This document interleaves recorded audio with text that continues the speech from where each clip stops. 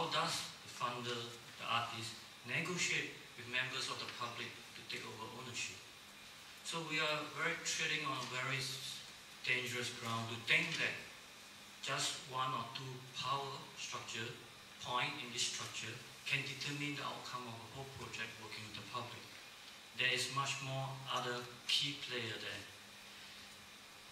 Until now also, we kind of have a kind of universal understanding that the public, the audience understand what's all about funding, artists, artwork. But how about when you work in society where there's many layers, where there are layers and group and subgroup that doesn't understand art at all, or cultural work. Or when this message translated into another belief system where they have a total understanding or translation of the concept of dialogue, which are different when you work in different culture or belief system. Then how does the funders, the artists, create a kind of a consensus or common ground, which is also a very contested term, common ground. Who set the common ground again? So here again, how does again ownership, a sustainable project come into being?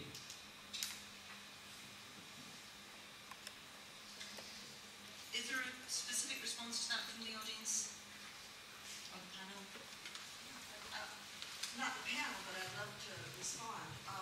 I think that's a really key question, John, and I think that it's one I've struggled with for a very long time because it's hard to pin down the nature of art, particularly, I guess you mentioned the avant-garde, and this, you know, I came out of the tradition of the avant-garde. I mean, I came out of Capro and Boyce and, you know, hardcore art school, and yet a very populous working class background. And trying to bring those things together is really part of what my research here is about.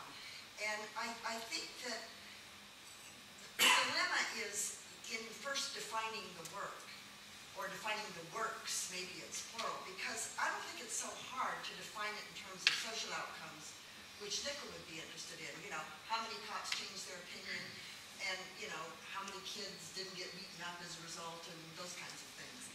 But I think the harder question for me is aesthetics, and how do you make a determination, and based on what kinds of issues. I think that's what Grant is sort of addressing in his, you know, in terms of his theory. But it's not just how do we know that it's good social practice, but how do we know that it's good aesthetic practice. And then the problem becomes for me, you know, sometimes it could be really good social practice and in stuff I do, and then it miserably fails at art. You know, and I'm not even sure under what conditions. It's just, I stand back and look at it and say, ugh. You know, and then sometimes I know just this one little thing that happened, this meeting between this cop and this kid on television, and something magical happened. I say, that's very interesting, that worked. But nobody else gets it because, you know, they don't quite see from a public vantage point what it is. So I think that the question you're raising is the key question. And I think it's not one that we know now, but one that we're for the first time ready to start debating on a very broad level. We're debating it theoretically, we're debating it in the art world, we're debating it in the Tate Modern, you know, we're debating it here. And I think if politicians can really grapple with something at that intellectual level, not just seeing art as a decoration, but as a kind of all of these other possibilities that the avant-garde has always had. It's just unfortunately not everybody's educated to it. But if they can, then we can begin to have a really, I think, fulsome discourse on those